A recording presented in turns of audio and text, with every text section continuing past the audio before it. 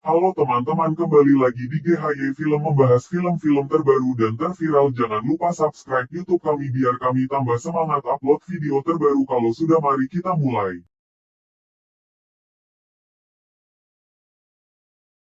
Film diawali dengan memperlihatkan dua orang mahasiswa bernama Ayu dan Nur yang sedang melakukan survei ke sebuah desa. Karena sebentar lagi periode KKN mahasiswa akan segera dimulai, jadi Ayu pun meminta kakaknya untuk mencarikan desa yang bisa dijadikan sebagai tempat KKN. Sang kakak kemudian mengajak mereka ke sebuah desa terpencil jauh di dalam hutan yang hanya bisa ditempuh dengan menggunakan sepeda motor. Sesampai di desa itu, mereka pun disambut oleh kepala desa yang bernama Pak Prabu. Setelah mendengar tujuan kedatangan mereka, Pak Prabu langsung menolak. Namun Ayu memohon dan meyakinkan Pak Prabu kalau mereka tak akan macam-macam dan fokus untuk membantu pembangunan desa. Hal itu pun membuat Pak Prabu akhirnya luluh dan terpaksa mengizinkan program KKN di desa tersebut. Ia kemudian mengajak mereka ke sebuah tempat yang disebut dengan nama Sinden. Konon katanya Sinden dahulu digunakan sebagai tempat mandinya para penari. Tempat itu adalah mata air untuk penduduk desa, namun sekarang sudah lama mengering. Mendengar hal itu, Ayu pun meyakinkan Pak Prabu kalau program kerja mereka nantinya akan membantu para warga sehingga sinden itu bisa digunakan kembali. Sejak memasuki desa, Nur mulai merasakan aura yang sangat aneh. Apalagi di desa itu, ia melihat banyaknya sesajen yang diletakkan di beberapa tempat. Pundaknya terasa sangat berat, namun Nur memilih untuk tidak menceritakan hal itu kepada Ayu. Beberapa hari kemudian, para mahasiswa KKN akhirnya tiba di desa tersebut. Selain Ayu dan Nur, ada beberapa mahasiswa yang lain, diantaranya adalah Bima, Widya, Anton, dan juga Wahyu. Di tengah perjalanan menuju desa, Widya seperti mendengar suara tabuhan gamelan.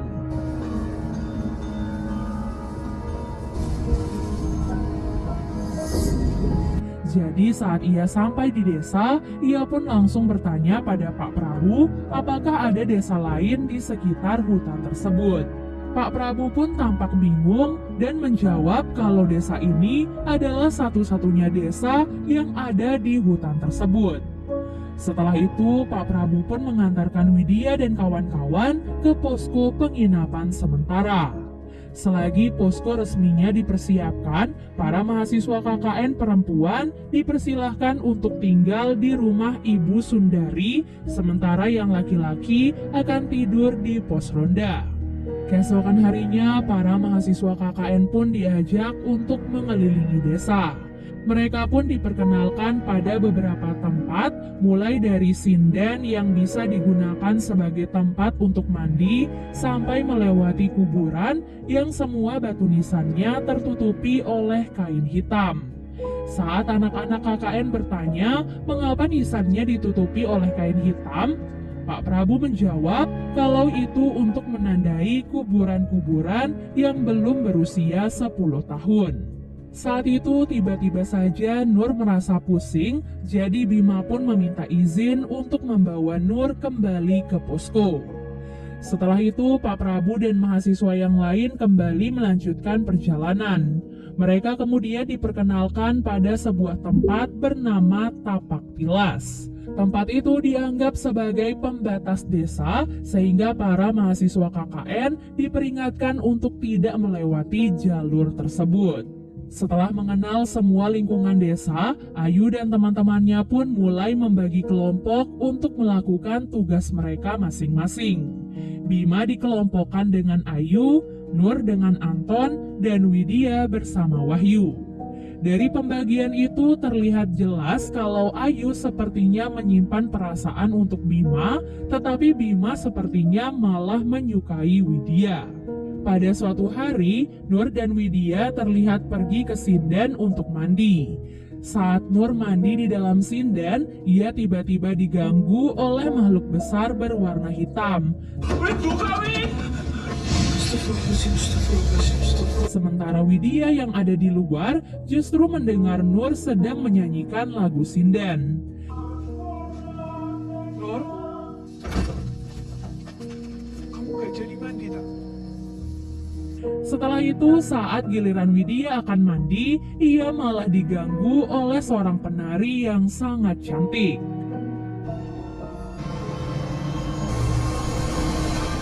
Tak sampai di situ, Nur dan Widya terus mendapatkan teror-teror mengerikan lainnya. Mulai dari Nur yang bermimpi dikejar sosok hitam, sampai ia juga bermimpi melihat Widya sedang menggendong seekor ular. Berbeda dengan Nur, Widya malah melihat Nur sedang menari di luar rumah dengan separuh wajahnya tertutupi sisik ular. Padahal kenyataan yang terjadi di malam itu, Widyalah yang menari di depan rumah. Beruntung Wahyu dan Bima yang terbangun melihat kejadian itu dan berusaha menyadarkan Widya. Semua keanehan dan teror yang terjadi membuat Nur khawatir, jadi ia pun pergi untuk menemui Pak Prabu. Di sana Pak Prabu kemudian memperkenalkan Nur pada seorang tetua desa yang dikenal dengan nama Mbah Buyut. Setelah mendengar cerita dari Nur, Mbah Buyut pun memberikan segelas kopi hitam untuk Nur. Meskipun awalnya Nur menolak tawaran itu, namun Mbah Buyut tetap memintanya untuk meminum kopi itu walaupun hanya sedikit. Tak disangka saat Nur menyeruput kopi itu, ia merasa kalau kopi itu sangatlah manis. Mbah Buyut kemudian menjelaskan kalau kopi hitam itu sebenarnya adalah minuman yang sering dijadikan sebagai sesajen. Maka saat seseorang meminumnya dan merasa kopi itu manis, maka itu artinya ada makhluk gaib yang sedang mengikuti orang tersebut. Sambil melakukan ritual, Mbah Buyut kembali menjelaskan kalau penghuni dan makhluk di desa ini tidak suka dengan sesuatu yang dibawa oleh Nur. Tanpa disadari, Nur selama ini dijaga oleh seorang nenek-nenek yang disebut dengan nama Mbah Dok. Nah, Mbah Dok inilah orang yang sudah melawan begitu banyak makhluk gaib yang mencoba mengganggu Nur. Selain Nur, orang yang merasa manis saat meminum kopi sesajen adalah Widya. Mbah Buyut merasa kalau Widya memiliki aroma yang manis sehingga makhluk gaib di desa sangat menyukainya. Salah satu makhluk gaib yang sangat menginginkan Widya adalah sosok penari bernama Badarauhi. Scene lalu beralih memperlihatkan Anton yang sedang berbicara dengan Nur. Saat itu Anton bercerita kalau ia sering mendengar suara Bima dan seorang perempuan yang mendesah di dalam kamarnya. Nur yang sudah mengenal Bima sejak lama tentu saja tidak percaya dengan perkataan Anton. Karena hal itu, Anton pun mengajak Nur untuk melihat kamar Bima dan mereka menemukan sesajen yang ada di bawah tempat tidurnya. Selain itu, mereka juga menemukan seekor ular yang ada di dalam lemari Bima. Kecurigaan pun akhirnya timbul di benak Nur dan ia mulai menyadari keanehan-keanehan di diri Bima. Apalagi saat itu, Nur sempat memergoki Bima sedang memarahi Ayu dan menyebut-nyebut nama Widya serta sebuah gelang. Karena merasa curiga, Nur pun memutuskan untuk menyelidiki mereka berdua. Dan benar saja, Nur tidak menemukan keduanya di lokasi proker mereka berdua. Dengan memberanikan diri, Nur pun terpaksa melewati tapak tilas untuk mencari Ayu dan juga Bima. Setelah melewati tapak tilas itu, Nur melihat sebuah sanggar yang dahulu sering dijadikan sebagai tempat pertunjukan para penari. Dan di belakang sanggar itulah Nur menemukan Ayu dan Bima sedang melakukan sesuatu yang tidak pantas. Karena kejadian itu, Nur pun marah besar pada Bima dan Ayu karena mereka telah melakukan dosa besar di tempat yang tidak seharusnya. Di sana mereka seharusnya menjaga sikap dan perilaku, namun Ayu dan Bima malah melakukan sesuatu yang melewati batas. Di waktu yang sama, Widya dan Wahyu yang baru pulang dari pasar melewati hutan menuju ke arah desa. Di tengah perjalanan, motor mereka tiba-tiba mogok, jadi mereka pun terpaksa mendorong motor itu sambil mencari bengkel terdekat. Saat sedang mendorong motor, mereka tiba-tiba bertemu dengan seorang bapak-bapak yang menawarkan bantuan untuk mereka. Selagi motor mereka diperbaiki, keduanya dipersilahkan untuk ikut berpesta karena di desa itu sedang ada hajatan. Karena merasa lapar, Wahyu pun makan dengan lahap, sementara Widya merasakan sesuatu yang aneh. Apalagi ia mengingat perkataan Pak Prabu tentang tidak ada desa lainnya di hutan tersebut. Ketakutan Widya pun semakin memuncak saat ia melihat sosok penari yang pernah mengganggunya saat ia sedang mandi di sinden. Ia pun segera mengajak Wahyu untuk pergi dari tempat itu. Tak ingin pulang dengan tangan kosong, Wahyu pun membungkus beberapa makanan untuk diberikan pada teman-temannya yang ada di posko. Singkat cerita, sesampai di posko, Wahyu dengan semangat menceritakan tentang hajatan yang mereka datangi dan memberikan makanan yang sudah dibungkus untuk teman-temannya. Dan betapa terkejutnya mereka karena makanan yang Wahyu bawa ternyata adalah kepala monyet yang berlumuran darah. Teror yang dialami oleh mereka semua semakin hari semakin menyeramkan. Pada suatu malam, Widya sempat melihat Nur sedang sholat, namun ia kembali melihat Nur sedang berada di dapur. Hal itu pun membuatnya terkejut, jadi teman-temannya pun memberikan minum untuk menenangkan Widya. Namun betapa terkejutnya mereka saat melihat Widya mengeluarkan rambut dari mulutnya. Hal itu pun membuat Wahyu menyimpulkan kalau Widya telah menjadi korban guna-guna. Keesokan harinya, Nur yang sedang berada di rumah menemukan sebuah selendang penari di dalam tas Widya. Namun ia tiba-tiba didatangi oleh Widya yang saat itu sedang dirasuki oleh Badarauhi. Badarauhi meminta Nur untuk tidak ikut campur agar ia tidak terluka. Badarauhi bisa saja melukai Nur, namun ia masih menghormati Mbah Dok yang menjaganya. Selain itu, Widya yang baru pulang mengerjakan prokernya juga menemukan Nur yang sudah dirasuki oleh Mbah Dok. Mbah Dok mengatakan tentang beberapa di antara mereka yang sudah terlanjur masuk ke dalam perangkap Badarauhi dan meminta Widya untuk berhati-hati. Pada malam harinya, Bima menemui Nur dan menceritakan apa yang sebenarnya terjadi. Semua ini berawal dari Bima yang bermimpi melihat Widya terlilit ular. Dalam mimpi itu, Badarauhi meminta Bima melakukan apapun yang ia perintahkan jika ia ingin benar-benar menyelamatkan Widya. Nah, jika Bima ingin Widya membalas perasaannya, Badarauhi pun menyuruh Bima untuk memberikan sebuah gelang kepada Widya. Nah, gelang itulah yang kemudian dititipkan kepada Ayu untuk diberikan kepada Widya.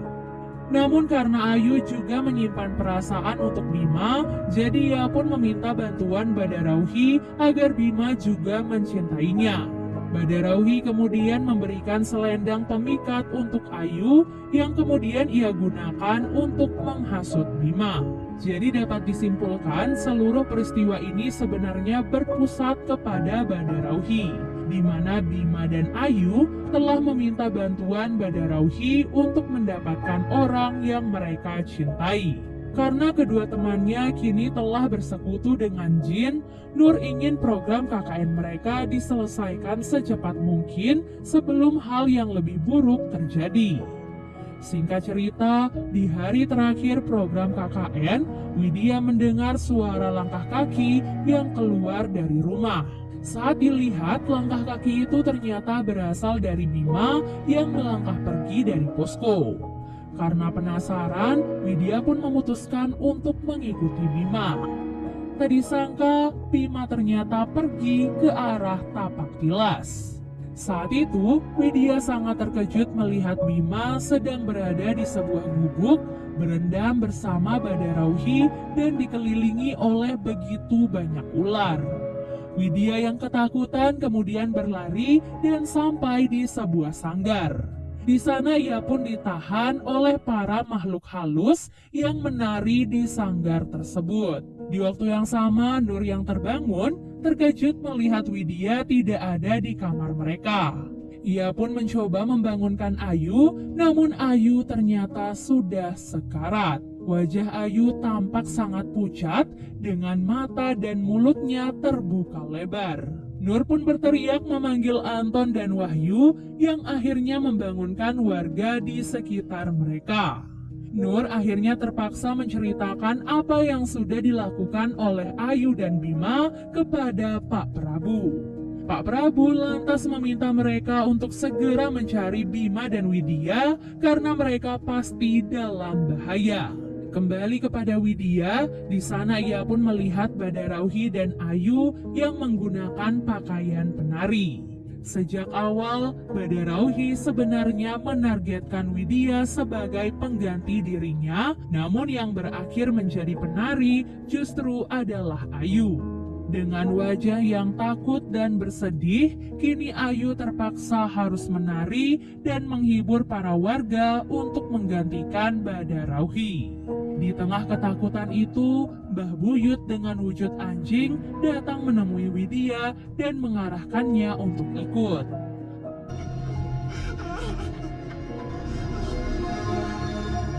Bertepatan dengan saat itulah, tubuh Bima akhirnya ditemukan oleh para warga dengan keadaan yang sama persis dengan tubuh Ayu. Kini Sukma, Bima, dan Ayu telah terjebak di dunia gaib karena perjanjian mereka dengan Badarauhi. Bima telah menikah dengan Badarauhi, sementara Ayu kini harus menggantikan posisi Badarauhi sebagai penari. Film pun diakhiri dengan kepulangan Widya, Nur, Anton, dan Wahyu dari desa tersebut. Dengan berat hati mereka harus meninggalkan kedua teman-teman mereka. Bima dikabarkan meninggal dunia 4 hari setelah kejadian itu, sementara Ayu dikabarkan meninggal 3 bulan setelah kejadiannya. Di akhir film kita pun diperlihatkan sejarah desa yang berkaitan dengan dunia gaib. Sejak dahulu penghuni desa harus menumbalkan anak-anak mereka sehingga dapat dilihat tidak ada satupun remaja yang ada di desa tersebut. Itu juga sebenarnya alasan mengapa ada beberapa kuburan yang ditutupi oleh kain hitam untuk menandai kalau kuburan itu adalah kuburan anak-anak yang telah ditumbalkan. Untuk menghormati para mahasiswa dan orang-orang yang terlibat dalam peristiwa itu, Nur dan Widya meminta semua pihak untuk menyamarkan identitas mereka dan juga identitas desa KKN tersebut. Dan film pun akhirnya selesai.